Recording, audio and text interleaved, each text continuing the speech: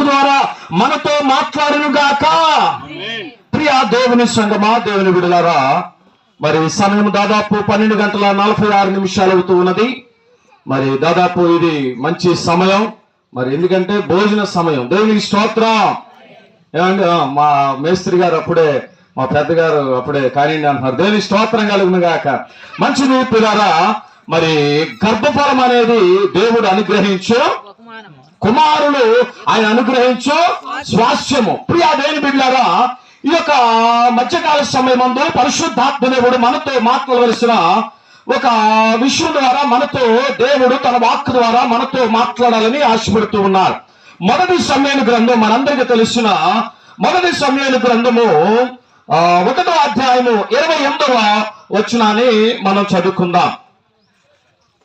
కాబట్టి నేను ఆ బిడ్డను యెహోవాకు ప్రతిష్ఠించుచున్నాను, తాను బ్రతుకు దినములన్నిటిను వాడు యెహోవాకు ప్రతిష్ఠుడని చెప్పెను. అప్పుడు వాడు యెహోవాకు అక్కడే మ్రొక్కెను. దేవునికి స్తోత్రం.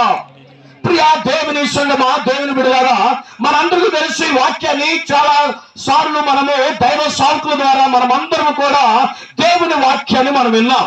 అయితే ప్రాముఖ్యంగా మన ఇంటిపల్లి డేంద్ర చైర్మన్ గారు, మరి రెవరెండ్ ఎక్కిరాల యేసయ్య గారికి, అమ్మగారికి మరి ప్రత్యేకమైన వందనాలు తెలియజేస్తా ఉన్నాం. అలాగే మరి చిన్నన్నకి, మరి వదినకి, మరి అలాగే వారికి పుట్టిన మరి మనవడు అద్విక్కి, అలాగే మరి బాబు ఏమండి చక్కగా ల్యాబ్ టెక్నీషియన్ చేశాడు విజయ్, మరి చక్కని జాబ్ చేస్తా ఉన్నారు. నేను కూడా అప్పుడప్పుడు ట్రీట్మెంట్ వెళ్తా. దేవుని స్తోత్రం.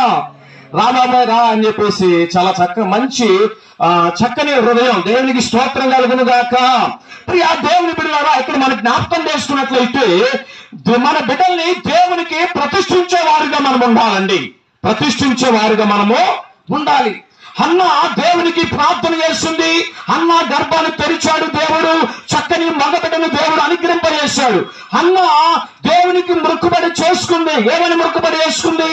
అయ్యా, నాకు ఒక మగపిల్లాన్ని ఇస్తే నేను నీ యొక్క సన్నిధికి ఇదిగో నీకు నేను ప్రతిష్ఠిస్తాను నా బిడ్డలు అని చెప్పేసి దేవునికి మొక్కుబడి చేసుకుంది. అదే విధముగా ఎప్పుడైతే హన్నా దేవునికి మొక్కుబడి చేసుకుందో, ఎప్పుడైతే దేవుణ్ణి ప్రార్థన చేసిందో, దైవ సాకుల ద్వారా ఇశ్రాయేలు దేవుడు నీకు మేలు చేయును గాక. దేవునికి స్తోత్రం. హల్లెలూయా. ప్రియా దేవునిరా, దైవ సాకులు దేవునికి ప్రార్థన చేస్తారు.